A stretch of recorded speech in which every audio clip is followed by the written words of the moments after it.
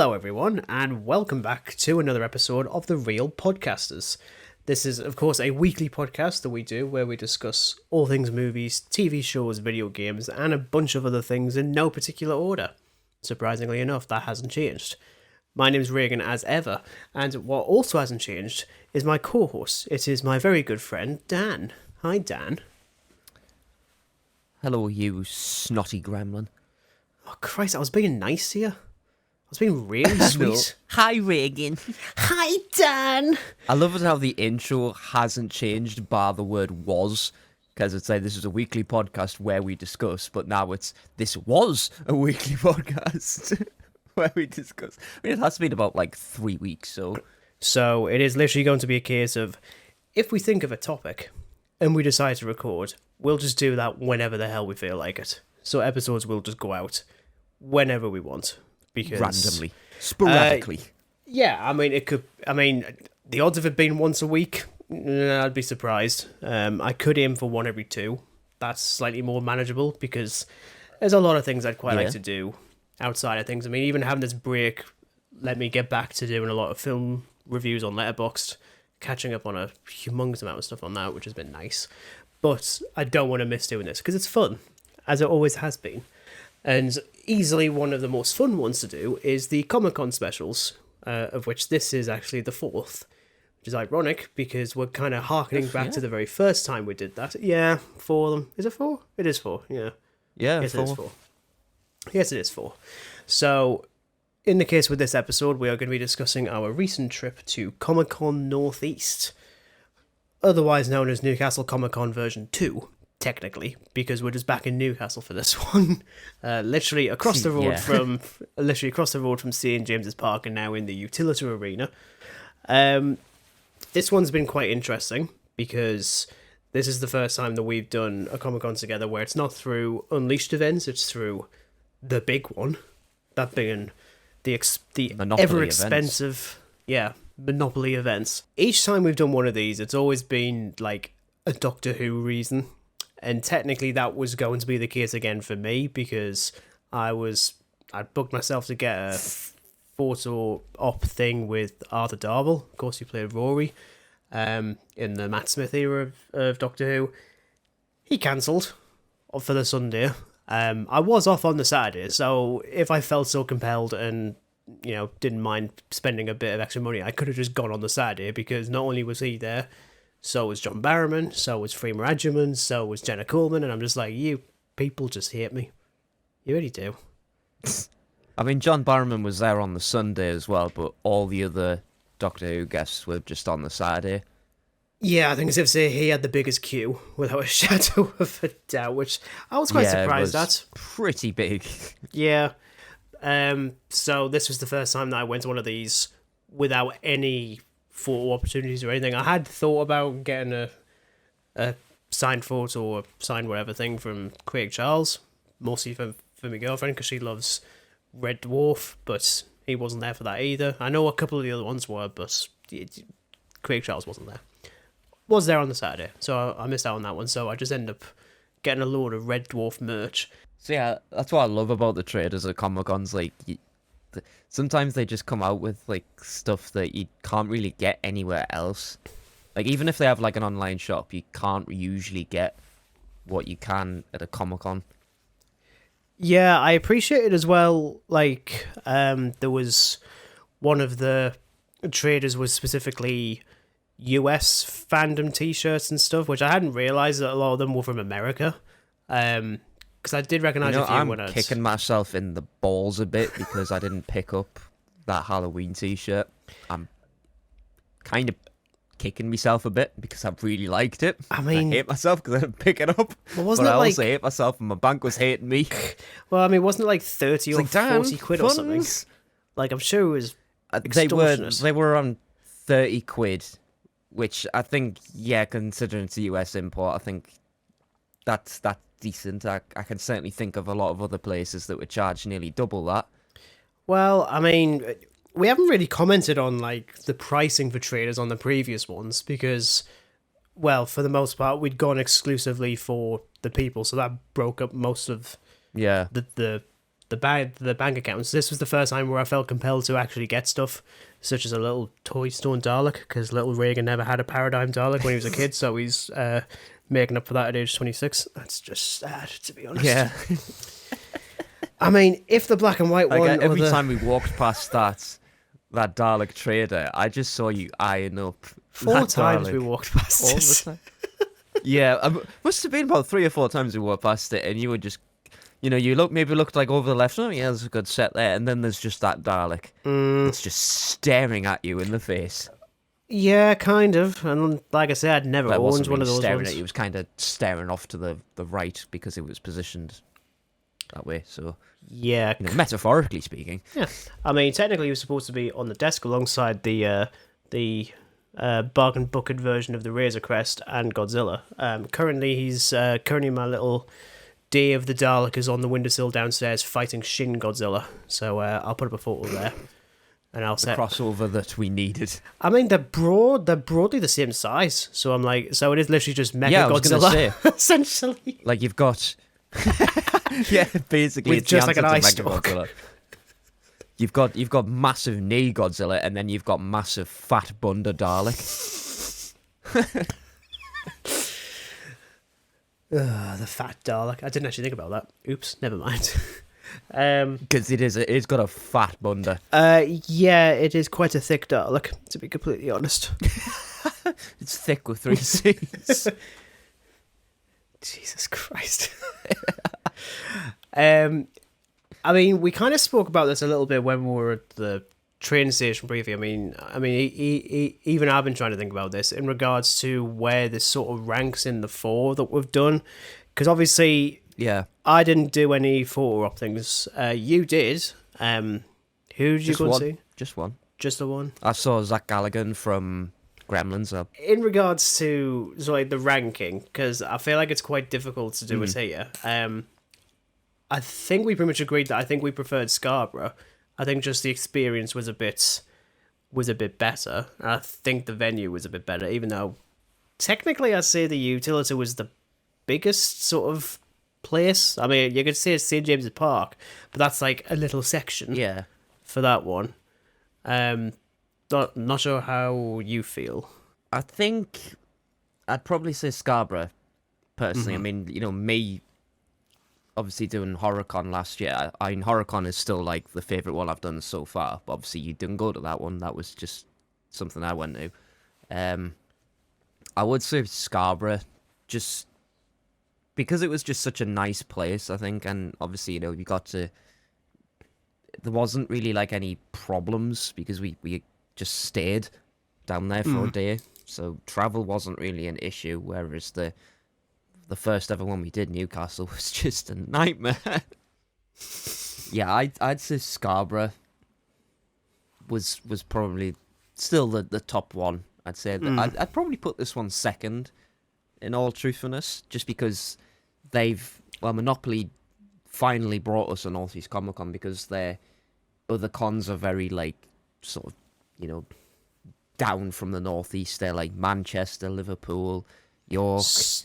See, I was trying to think about that because I mean, I wasn't sure if they had actually ever been up to the northeast. So clearly, this is the first time that's actually happened. Yeah, I think this is the second convention they've done for Northeast, because they did the first one last year. I don't even remember that one. It must have been like a really awkward time, I feel like. It was just on a weekend.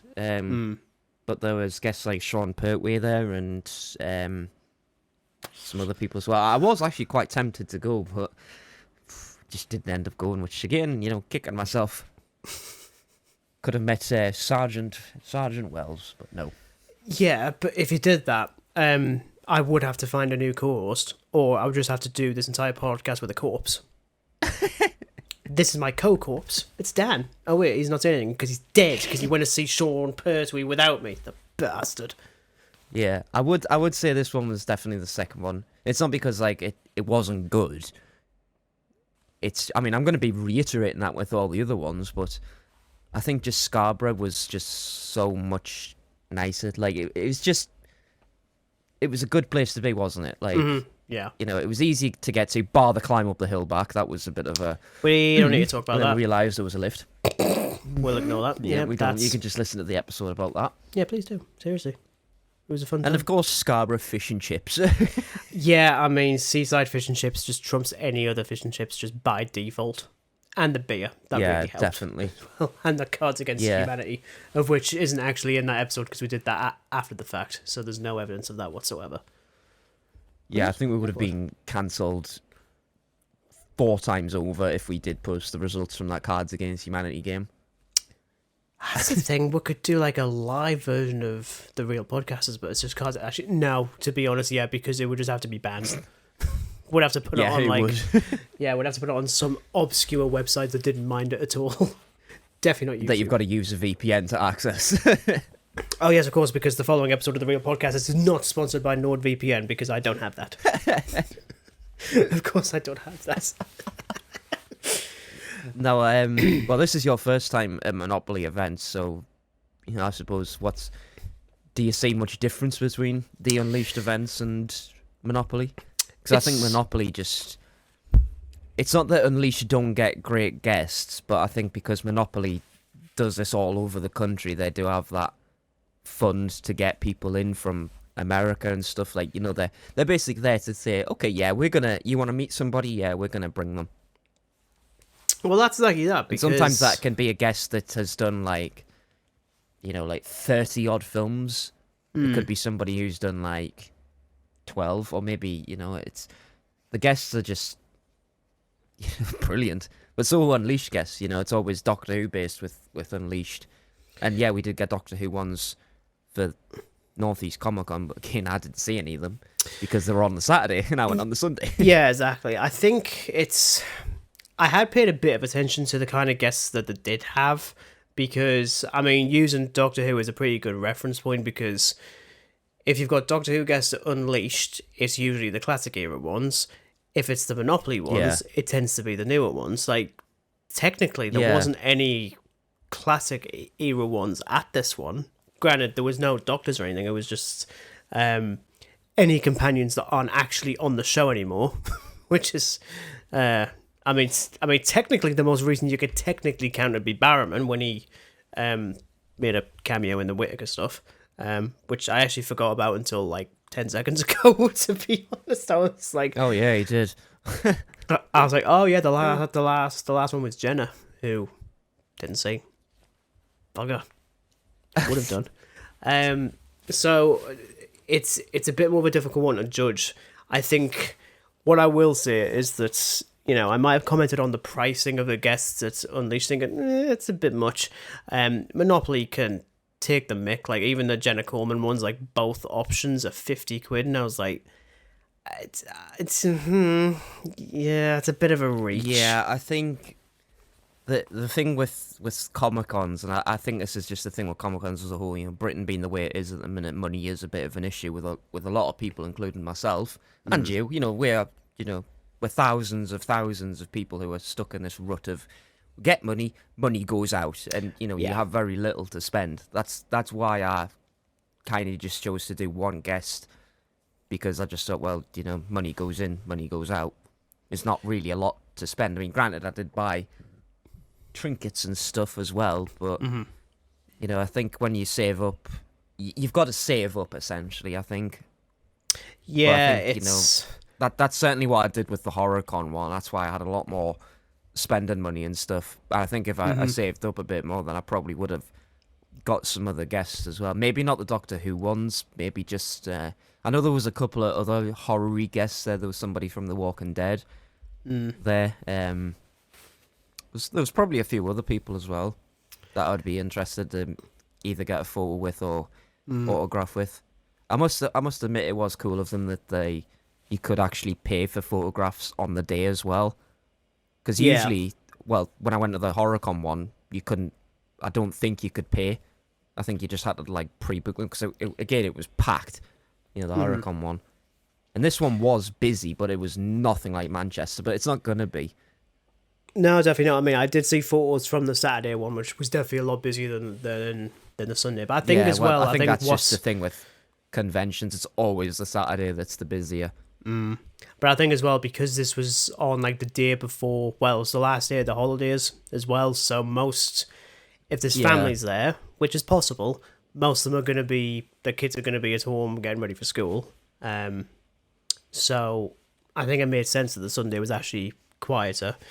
I think in terms of, it's difficult to judge because more often than not now, I feel like I'm more likely to choose a Comic-Con based on the location.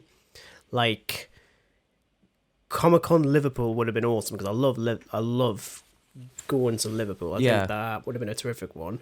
I mean, even when we were looking at the schedule for the Unleashed events one for the rest of the year, the only other one I'm vaguely in. I mean, we could do Scarborough again. That could be quite funny. But with Comic-Cons, I feel like I'd rather just go to different ones each time. So I think the one that I did look up was Leeds, because I do quite like Leeds, and it's at the Armories, which is really cool. So we might do that. Who knows? That's something we can think about later on. So I don't even know where this would rank in terms of like just the venue, because it's prime fit for a Comic-Con. But I think even we noticed before, because we got there really early, like gratefully with the Unleashed ones, even the early bird things is like 10, 11 o'clock.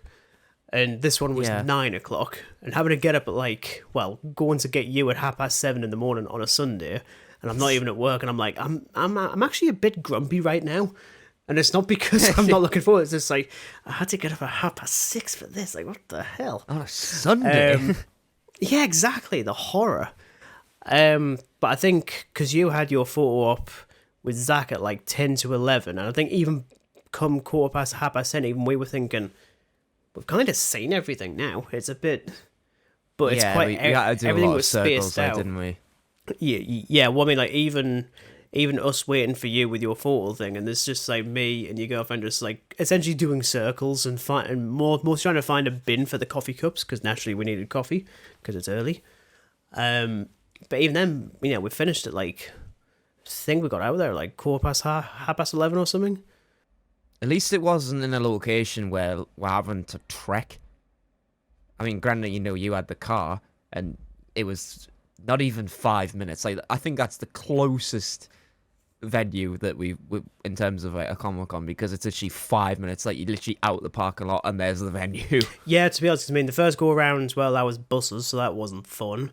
T-side, it was about a 15-20 minute walk or something like that, because I had to drive into Middlesbrough, and as much as I enjoyed T-side, I feel like I'd rather just get the train down next time than have to deal with driving through Middlesbrough. And even Newcastle, like parking on the edge of Newcastle, because heaven forbid I drive into it, because good lord. And even Scarborough. I think it would have been a bit of a pain in the ass if we went like in the middle of Newcastle, because then we would have had to trek a bit. Yeah, exactly. And well, the less said about Scarborough, the better. Because, oh boy. That hill still gives me nightmares. Yeah, I still wake up in the middle of the night just like, Dan's having like an asthma attack. Dan's having, oh no, wait, that was months ago. He's not here. Oh, never mind. Thankfully, none of that was needed, because again, the venue was literally not even 5 minutes away. Yeah, from the car park, not the parking lot. I've just noticed that. I hate when I watch like American horror films. I end up picking up like dialogue from it, and it just replaces like the British term for it. I think for me, I think my biggest issue with this one, and it's not necessarily an issue with the venue. It's more just an issue on how I approach this particular con, in that because it was technically more of a last minute decision to do it, and I think as well because I did it, and then like 2 weeks later we then take a break from doing this, and I'm sat there thinking we usually do this for the podcast, and it feels weird that all of a sudden, even though we are still doing it, obviously, hence why we're here, but it felt a bit different because there wasn't much of a direction for me in there, because I wasn't seeing anyone, I wasn't getting any autographs. It was just kind of essentially just wandering around a lot. It was more or less, what does Reagan buy now? Yeah, exactly, because it would be really weird if I spent what was like 25 quid to get in and I don't get anything. Like, that would be weird. Yeah. I mean, granted, I didn't, I got like the Red Dwarf stuff. I did get a couple of signed scripts, which I have read. They're quite fun. It's a bit annoying that they're just reprints of of signatures are not officially signed or anything. I was like, that's a bit annoying. But I now have the script to Return of the Jedi. So yeah, I was gonna say like there were definitely like reprints of signatures, because if they were like original signatures, they wouldn't be 15 quid each, mate. Yeah, exactly. Maybe the Return of the Jedi one would be 15,000. Yeah, to be well, probably. Of the original 3, it would probably be the cheapest, because no one likes that one, because they're idiots. Morons. I would have rather had. I would rather have had the script for the Rise of Skywalker and just see how much is actually redacted. It's like, no, we didn't do this. No, we didn't do this. No, we didn't do this. Oh, we still have this bit. Oh, they kissed. Oh, and the Knights of Ren are in this. Oh, no, they're dead. That's as close as we've gotten to talking about funny the fact that like me and my girlfriend were just looking at like something at a stall, and then you were just nowhere to be seen. It was like, where the hell's he gone? And then you were just looking at something else to buy. Well, like, he just sort of vanished and then respawned. Yeah, a little bit. Well, I mean, even the script one, I think, well, that was the last thing I bought from, and I didn't even notice it until I actually started buying stuff from there, because it just like tucked away in the corner. I assumed it was like a comic book thing. Yeah, I mean, in terms of like the breadth of stuff that they were offering, it was probably the best that I've seen, and at least it was like a proper dedicated, it was a good mix of stuff. Yeah, and at least it was a proper dedicated Doctor Who section, which I very much appreciated. Even though I did notice the 11 Doctors set up on the top that was like 190 quid, and I'm like, there was another one as well, but I don't know what it was tucked off in the corner. There was the 11th Doctor one. Yeah, there was. I think it was a Series 3 one, so I don't know what it was. I did recognise the 10th Doctor and Martha in it, but that was it. I couldn't see the other ones, so it's definitely not a set that I've seen before. So there was plenty that I did recognise. There was a lot of the modern B&M rubbish stuff. I always laugh anytime I see the mummies from Pyramid of Mars, and they're just like, they've got like massive chests, and I'm like, who designed that? And took a step back and thought, yes, that design is absolutely fine. We are going to go with that. That's why I don't work at the BBC, because the design is terrible. I did have a toy of that when I was a kid, though. I had that before I had a Paradigm Dalek. I mean, looking at that, I mean, I had a look through some of the stuff as well. I used to have a lot of those figures and stuff like that. And I mean, granted, all of mine were in box because I was a kid, Mm-hmm. But, that it's funny how, like, little Doctor Who toys become collector's items. Because, I mean, I was looking at some of the prices on them. I was like, this is a collector's item because it hasn't came out of the box. So they can throw, like, 50 quid on, like, a 3-figure set. Well, I mean, even it isn't made anymore. Yeah, well, I mean, even the stone Dalek that I got, I'm convinced was part of... There was a set that I think they did in 2011 where you could build the Pandorica, and I think it had, like, discs in or something or whatever. Oh, yeah. But they split it up into... That a lot of the figures did that. I think there was one with the Gelth as well. Which I don't know how you're supposed to do that. It's just going to be... Well, surely it's just like a 2D print of like a ghostly face. Surely. Because it was never 3D. Oh, it was like an actual 3D figure. Like, it was the same with when they did the like classic Who figures. Like, you could build the robot from Robot. Yeah, so I think in general, as we wrap things up, yeah, we're yet to find a Comic-Con that we didn't enjoy, and our first. Hopefully that won't be the case ever, though. Hopefully. Yeah, well, I mean, I'd like to think, but then I think that's just going to depend on the venue. Like, there's some I just flat out would not choose, but that's mostly for travel reasons. I mean, even the Leeds one. I don't know if I'd drive to Leeds, I'd probably just get the train instead. But that one's nice and direct, unlike you getting to bloody Manchester, which we don't need to talk about because we didn't direct. do that one. It wasn't direct. No, well, I'm yet to ever find a direct one to Manchester. It always diverts to where yours is, but not for 12 hours. That was stupid. We don't need to talk about the 12-hour train journey. I wasn't involved in that, so we don't need to talk about it. Nope. Nope. But there we are. That's our slightly rambly thoughts on Comic-Con Northeast for our... Unscripted. Unscripted, because it kind of has to be. And I quite enjoy the more rambly ones, because I don't know what's going to happen. Just something random happens. It's always funny. So, thank you very much for listening to this episode. We very much appreciate it. Obviously, there's plenty of other episodes that we've got on the channel. I'm not going to say what comes next, because I don't know what comes next. I'm not looking at the schedule that Reagan made for the entire year for a hobby that's a job. No, a job that's a hobby. No, for a hobby that he's treating like a job, and then that's what killed it. A jobby. Oh god, that sounds awful. Oh god. Oh no. A jobby. And that's why there's never a script. Dan has actually essentially fallen over and he's crying now. Here we go. Oh no. Oh no. Oh dear, oh dear. Yeah, I shouldn't be allowed to speak in these things. I really shouldn't. Well, it'll be a very short podcast. I'll just be talking to myself and just be like, oh yes, Reagan, of course. Couldn't agree more. Stop talking shit, Reagan.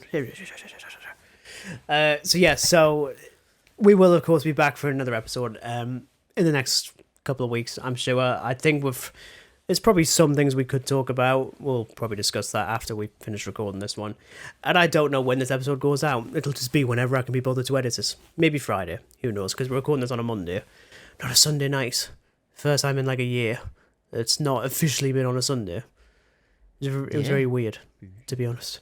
But yeah, we'll see you for the next episode of The Real Podcasters at some point.